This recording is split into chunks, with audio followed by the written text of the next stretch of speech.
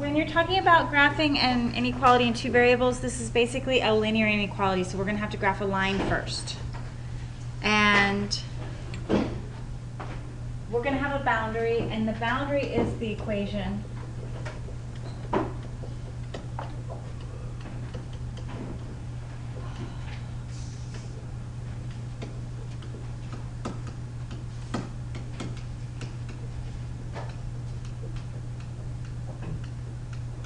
Okay, so the equation gives us a line, and the line is the boundary. So it's like a fence or a wall. And what the boundary does is it splits the coordinate plane into two half planes. So the half planes are the two sides of the boundary.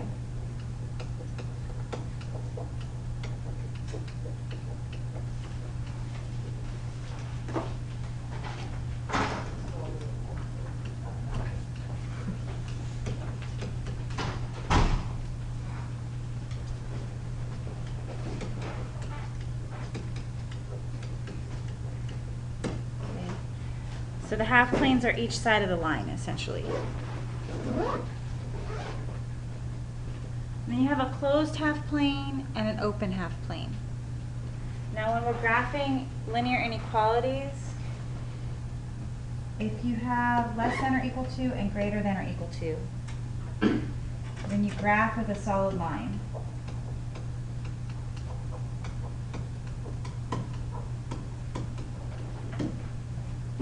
And this is a closed half plane. And what that means is that the line is included in the solution.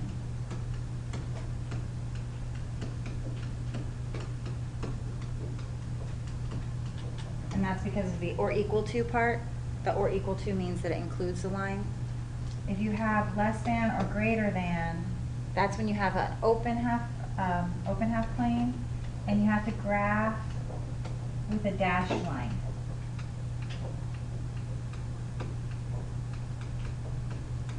So here, you have just a solid line like that.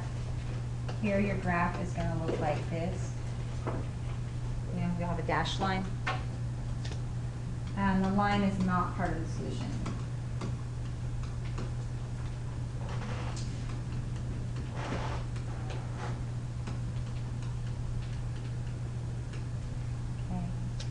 And that's because it doesn't include the or equal to portion. So it doesn't include the line.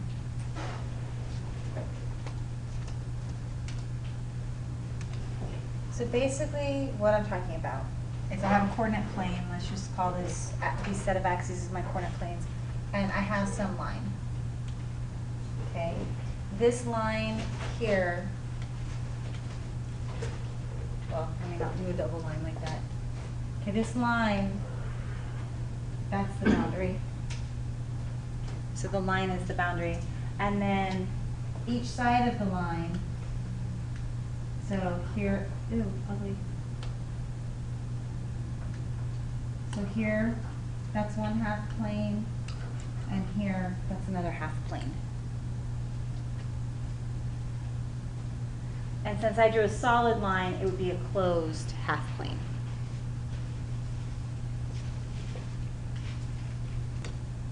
Okay, so in order to graph a linear inequality, you want to follow these steps. The first thing that you need to do is you need to graph the boundary line. So you take the equation, you graph the line. You use a solid line if you have less than or greater than and equal to. And then use a dashed line if you just have less than and greater than. And then the next step you're going to do, after you've graphed the line, you're going to pick any point that's not on the line. I usually pick 0, 0 if it's not on the line, just because that's the easiest one to do. But sometimes 0, 0 is on the line, so you have to pick a different point. And you can pick any point on the whole plane, just so long as it is not on the line. Okay? And then you plug that point into the inequality that you use to graph, and you determine a truth value. Once you plug that point in, it's either going to be true or false. You'll get a statement that's true or false. If it's true, you shade the side of the graph that the point was on. If it's false, you shade the other side. And that'll make more sense when we actually do a real example.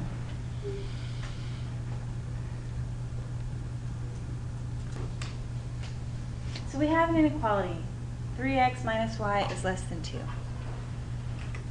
I need to graph a line for this. So the first thing I need to do is I need to put this into y equals mx plus b format. So I want this to look essentially like this for graphing our line. So I'm going to take this 3x and I'm going to move it to the other side. So I'm going to have negative y is less than negative 3x plus 2. But I don't want negative y.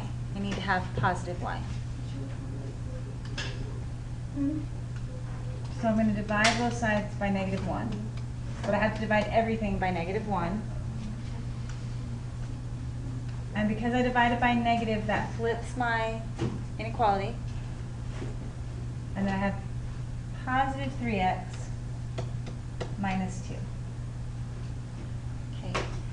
And now I'm going to graph this as if there's an equal right here. I mean, it's the same line. The difference is this is just greater than. Divided by what? Negative 1. Since this is just greater than, I have to make a dashed line. So what I do is I start at negative 2 because that's my y-intercept. So that's my first point. And then my slope is 3. And if you recall, it's the same thing as 3 over 1. So I'm going to go up 3 and over 1.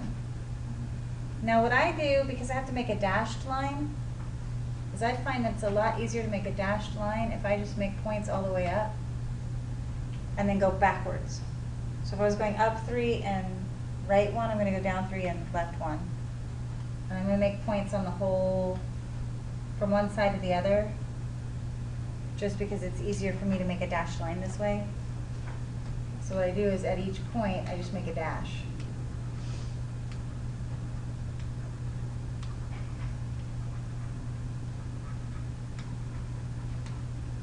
And that's my line. Now you do want to carry your line all the way from one side of the coordinate plane to the other, because we're going to be shading, and so we have to actually have it cut into 2 halves. They may not be equal halves, but they're 2 pieces. Okay, so we've graphed the line. It's not perfect, but you get the idea, right? The next thing I need to do is I need to pick some point that's not on the line. And I can pick any point. I can pick this point here, or this point over here, or this point here. What I cannot do is I cannot pick a point that is on the line. I cannot pick that point. Okay. I'm going to pick 0, 0, because if you look, 0, 0 is not on the line. And I like to pick 0, 0 whenever it's available, because it's the nicest point to plug in. And whenever they're available, I tend to pick points like 0, 0, 1, 1, 0, 1, you know, small points. You don't need to pick a big, giant point out here. You can pick close to this origin point. So I'm going to take that point 0, 0. And remember, here's my inequality. And I'm going to plug in 0, 0. So I'm going to plug in 0 for y and 0 for x. So I have greater than 3 times 0 minus 2. So then what I end up with is 0 is greater than negative 2. This is true. And because this is true, that means every other point on the same side of this line is going to be true.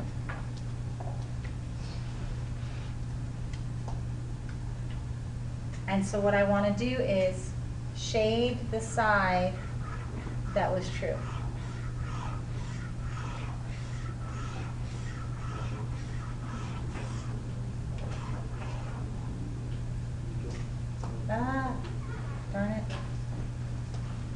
went over the line. Don't go over the line.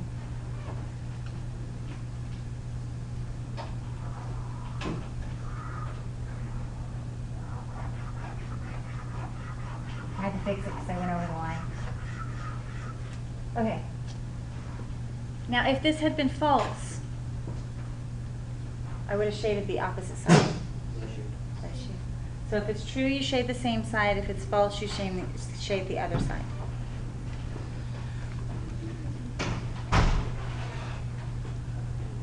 So this one's already in y equals mx plus b format. Yay.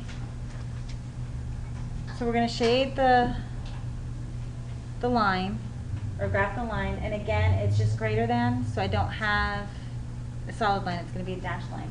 So if we start at 3, okay,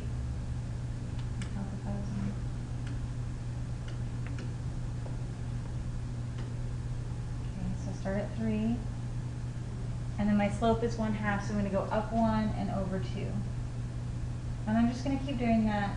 Like I said, I like to do it all the way to the other side. If you're using a ruler or something, you don't have to do this, but you do need to make sure you do a dashed line, not a solid line.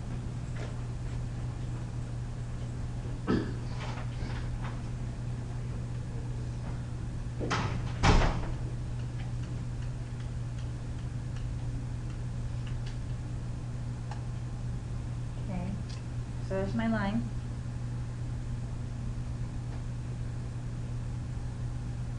And I'm going to pick 0, 0 again because, again, whenever it's available, I like to pick 0, 0 because 0, 0 is a very nice point to plug in. Makes things go away.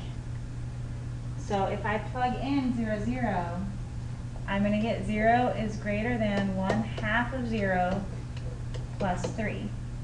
So I get 0 is greater than 3.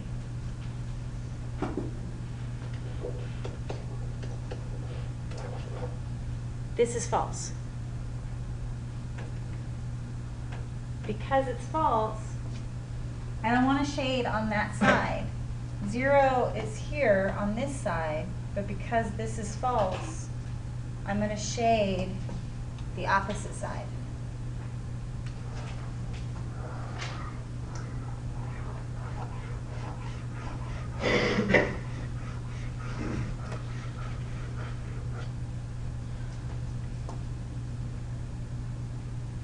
So for this graph, if you booked any point on the element, Yeah, if I had picked, let's say, -1, +3,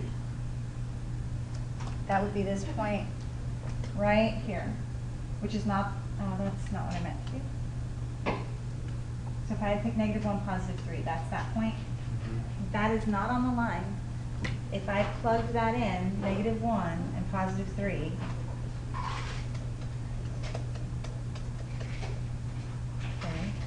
I would have gotten 3 is greater than 2.5. which is true. Which is true. So any point on that side would be true? Any point on this, any point, the reason we're shading is because every single point in this half plane will be true. That's So I what can I'm plug, yeah, I can plug in any single point on that side and it'll be true, and then every point on the other side will be false. The line is where you have an equal. So the line is where y equals 1/2 x plus 3. And the reason we have to make it dashed is because we're just doing greater than, so there is no equal portion. So it doesn't include the line. So the points on the line would also be false. Right. Yeah. Can you record this?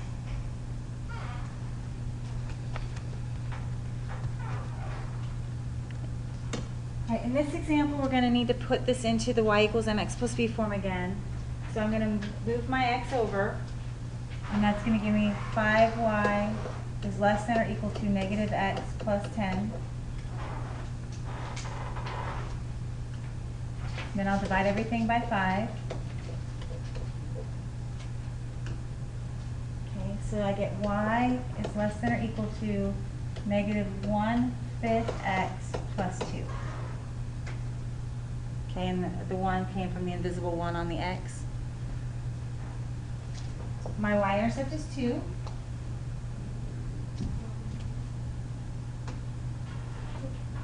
Sorry.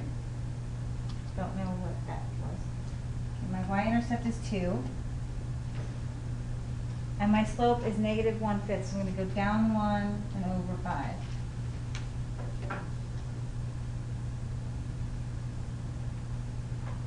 Now this time, I can graph a solid line. And the reason I can graph a solid line is because I have this or equal to.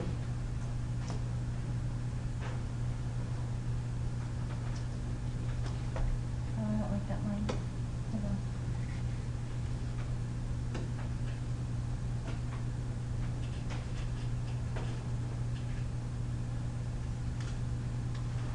And we want to extend it all the way across. So we have our solid line.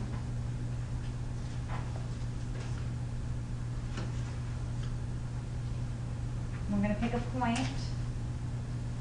Want to pick 0, 0, or would you like to pick something else? 0, 0. Okay, we'll pick 0, 0.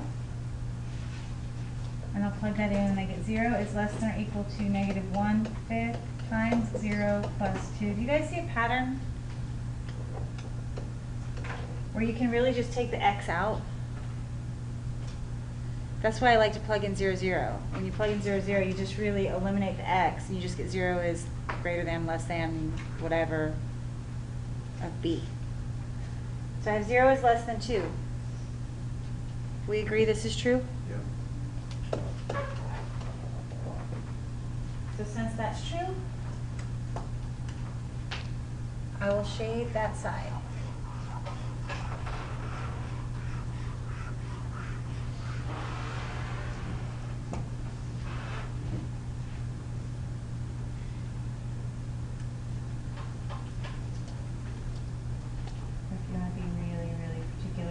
Actually shade the whole side.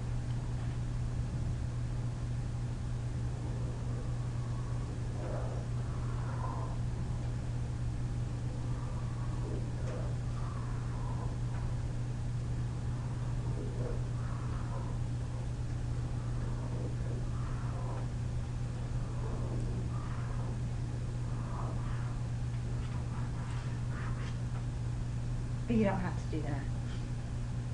You can just scribble, just so long as I know you're shading a side.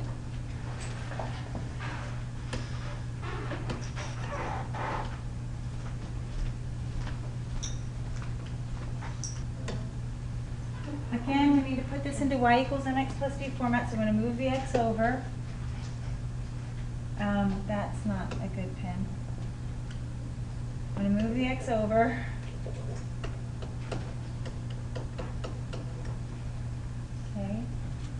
Divide by the 3 on the y, and I get y is greater than or equal to 2/3 x plus 6. So my y-intercept is a 6. And my slope is 2/3, so I go up 2 over 3.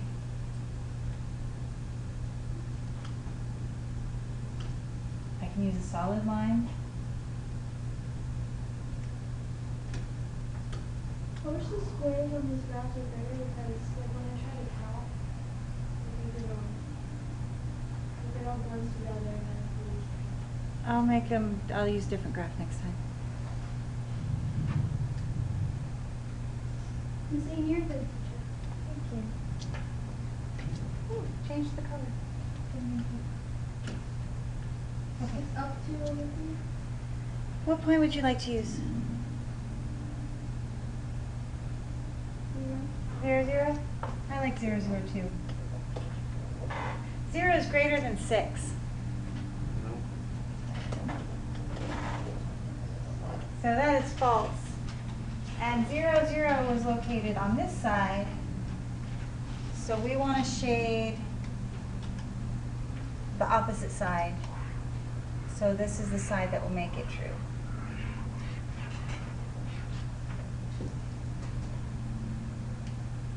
So, since I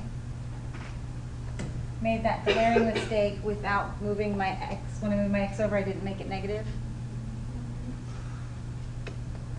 Fix it. Okay, it was negative, Now it's positive, so that way you don't have to erase everything. So sorry about that. I should have made that 2x negative, and I didn't catch it, and it didn't get caught soon, and sorry about that, but we fixed it. Do we really get extra credit for correcting me? Yes. I said you would. I thought you were joking. No. In middle school, I had a history teacher that would give us extra credit. Like, he gave us homework every week, which was to like read through the textbooks, and if we found a mistake in the textbook, he would give us like a lot of extra. To junior class, that if they get $28,000 in orders, which is probably not that hard actually, if they get $20,000 on orders, they get a class picnic. Ooh. Who's a junior in here? I would be. Anybody? I would be. Really? I'm supposed to be a senior, but Man, I'm supposed to be graduated already. Okay, well, in any case, every yearbook is $35 and the class rings are $140, so those are pretty cheap. And we want to know how many yearbooks and class rings must you buy to get your picnic? Well, if you have, let's call, what do you call yearbooks X and class rings Y? Sure. Okay, so yearbooks are X and class rings are Y. So I've got $35 for each yearbook plus $140 for each class ring, and we want that to be, okay, if they spend at least $28,000. Greater than or equal to 20. So we need greater than or equal to 28,000. Okay. And then I need to bring my X over, so that's going to be negative. Got that right this time. Then I have to divide by 140.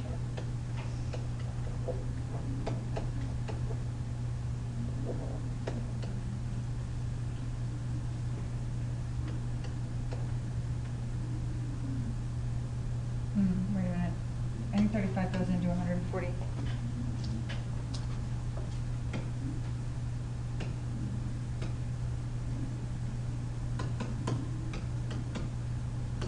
Yes, it does. So it's negative 1/4 X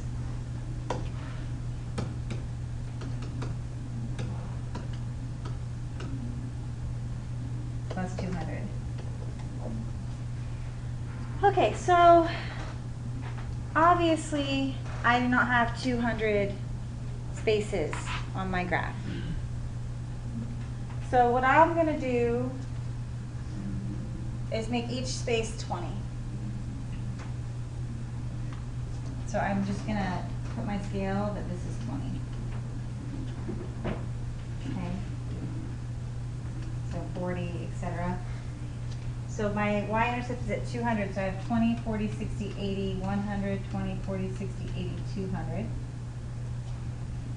My slope is still going to be the same, negative 1/4, because I go down one space over 4 spaces. Doesn't matter what my scale is. So I go down 1 over 4. Okay. I'm going to graph my line.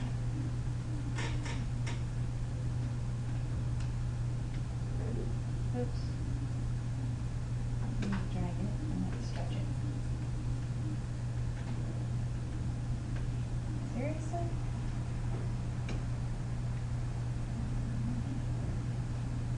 Okay. And I'm going to pick a point. 0, 0? So like 0? 0 is greater than 200. Not really. Not last time I checked. So I'm going to shade the opposite sides. I'm going to shade up here. So basically, any combination of class rings and yearbooks in this zone, in the shaded zone. So if each of these lines is also 20, they could buy 40 yearbooks and 220 class rings. You know, any point up there will work.